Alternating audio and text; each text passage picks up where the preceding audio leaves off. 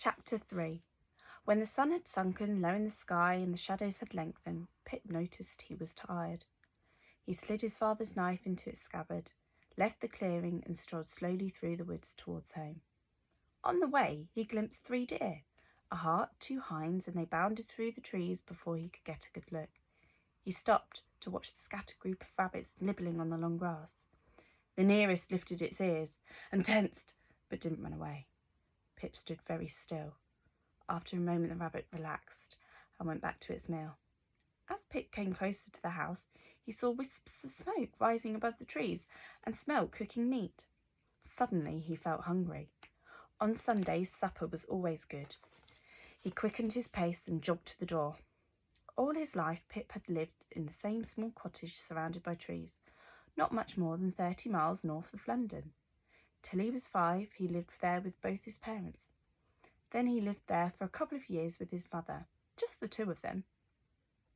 Now Pip shared a cottage with his mother and her second husband, Samuel Smith, and their 2 younger daughters, Bridget, aged 1, and Susan, who was almost 4. Pip ducked through the low doorway and went into the main room, which served as a workshop, the bedroom, the kitchen, the living room, and the dining room. A pot bubbled on the fire, tended by his mother. She looked up and smiled. "Hello, lambkin. Where have you been?" "In the forest," said Pip. "Doing what?" "Nothing." "Pip," his mother grinned. "You've been gone for hours. What have you really been doing?" "Just walking." Pip shrugged his shoulders. "I saw a good place for rabbits. Might go back and catch a couple tomorrow." "That would be nice. We haven't had a rabbit for ages." Isabel stirred the pot with a long wooden spoon. "Are you hungry?" "Quite." "We'll have supper soon." Once a week, Pip's mother bought chicken or a hunk of mutton from one of the farmers on Mildmay. They ate meat on a Sunday.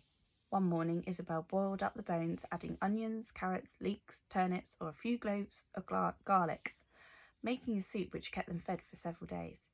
Its taste thinner and weaker within each meal. There were no shops in Mildmay.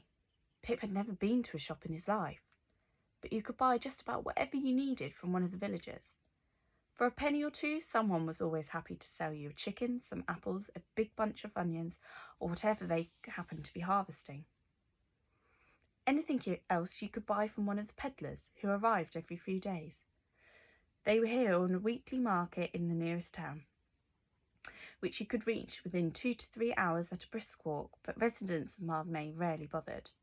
Many of the villagers went their entire lives without venturing more than a mile from their home. At supper, Isabel put Bridget and Susan to bed. Samuel sat by the fire, drying embers, warming his feet. Pip said good night and went into the store, his bedroom a tiny windowless space tucked in the back of the workshop. He had no candle, so felt his way from the door to his bed. He pulled off his boots and sat down on the rectangle cloth that served as a mattress. Pip was used to darkness. Before the invention of electricity, most people went to bed at sunset. The rich used lanterns and candles, but the poor just adjusted the routines of their lives to follow the sun, sleeping more in the winter and less in the summer. He knelt beside his bed, clasped his hands together and muttered a few words. "Thank you, God, for the gift of another day." When his prayer was finished, he undressed, lay down, sliding his father's knife under his pillow.